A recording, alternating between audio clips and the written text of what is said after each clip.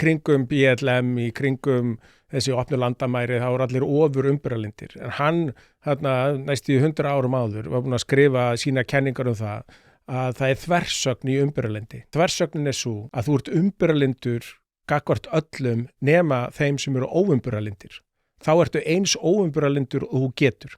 Vegna þess að þú getur ekki hleypt þannig fólki inn í samfélagið. Með öðrum orðum eins og þú nefnir Múhameðstrú í Íslam, að eitthvað umburalindi þar, gagnvart jafnrétti kynja, gagnvart mismunandi kynferði, gagnvart segjum öðrum trúabröðum? Nei, ekkert. Hversna eigum við þá að vera umburalind gagnvart þessu fólki?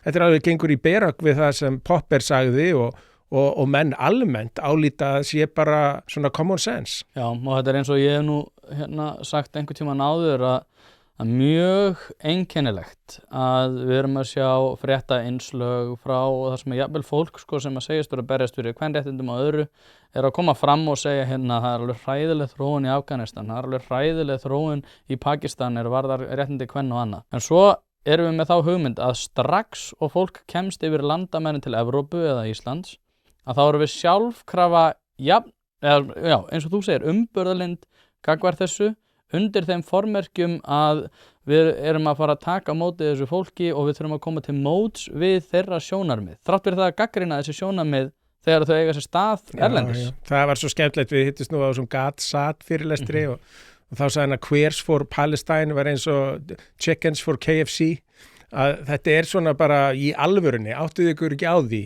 hverja þið eru að bjóða velkomna. Þetta er ekki fólk sem mun hampa ykkur eða einu sinni sýna ykkur eðlilega virðingu.